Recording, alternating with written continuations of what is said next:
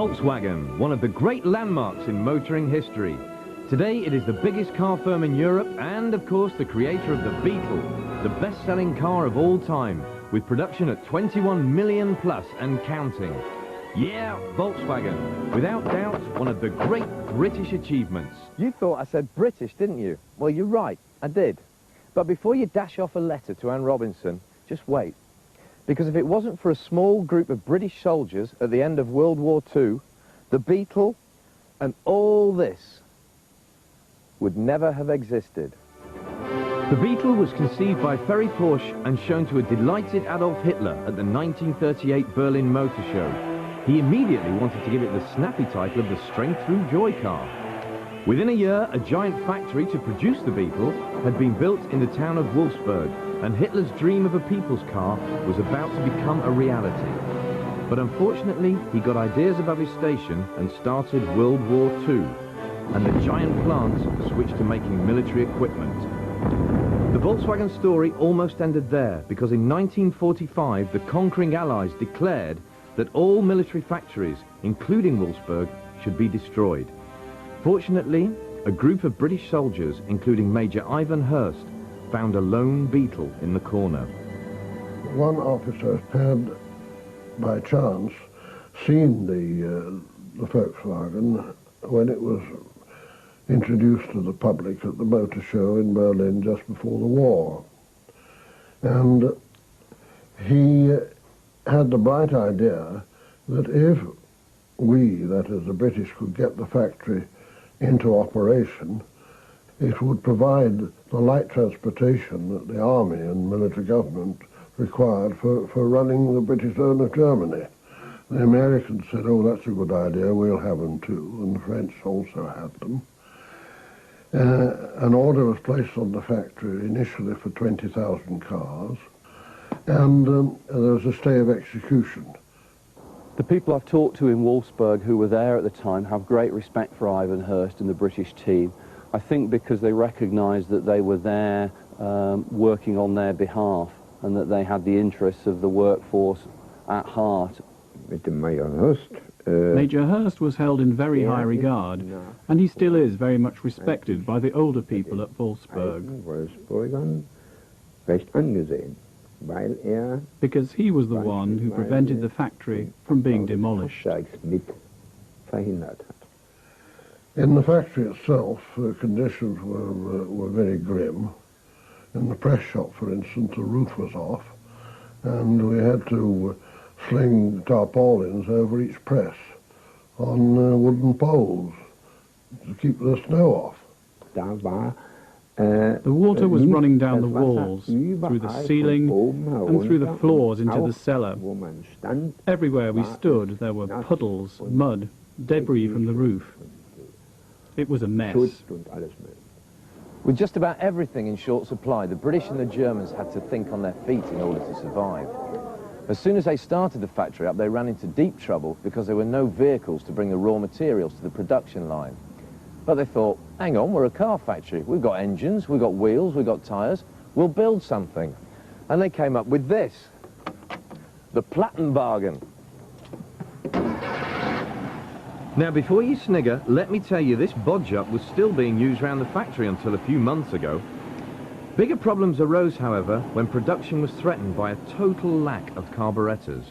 My answer to that was, well, let's have a look at a carburettor. We took one to pieces on my own desk and made two heaps of parts. The die-cast parts, I said we'll make those in the new foundry we'd had to open, in the light alloy foundry. And the other bits, he said, we cannot manufacture those. I said, no, but they're small detail parts. There are two camera firms down in Brunswick nearby who could very well make those. And they also chucked out the old Nazi logo and knocked up the current VW symbol over a few cups of tea. The British stayed in charge for 4 years, and in that time a strong bond of mutual respect was forged between them and their former wartime enemies. By March 1946, the 1000th Beetle came off the assembly line. I think it was a good car. It stood out ahead of many cars that were on the road at the time. The cars that we produced in the early days for British, American and French armies were rather basic, limited by availability of materials, of course. The seats were rather bare cloth, something like army blanket. I also hear that there were some peculiar smells coming from them. There were two peculiar smells. One leaking oil cooler, it reeked of oil occasionally, but the worst was when it rained, the car reeked of fish. The adhesive used to fix the trim to the steel bodywork turned out to be fish glue, all that was available at the time. The way that Volkswagen sold their cars and the superb dealer network that they set up with very good after-sales service, spares, manuals and so on, is all very much derived from the British Army philosophy. It's not something that the German motor industry did before the war, and when the British introduced it, it was very alien to them. They soon realised that it was actually a very sensible way to sell cars, and they adapted it and developed it, and that was one of the reasons why Volkswagen became so successful in the late 1940s, 1950s. By 1947, the Allied requirement had, by and large, been satisfied. So cars came available for the German economy, for export. Then the currency was reformed. The German economy just took off overnight. It was like flowers growing in the desert after a rainstorm. It was clear that the Volkswagen was going to play its part on the world scene. I remember talking about this to my chief, Colonel Charles Ratcliffe, and it was he who said, I think we've got a world beater here. It's another Model T. And we regarded it as an incentive to British industry to do better. Did you get the feeling in the middle of all this that you were actually shaping car history? For me, speaking personally, I was there for 4 years doing a job. I had done a job before and I'd done jobs since.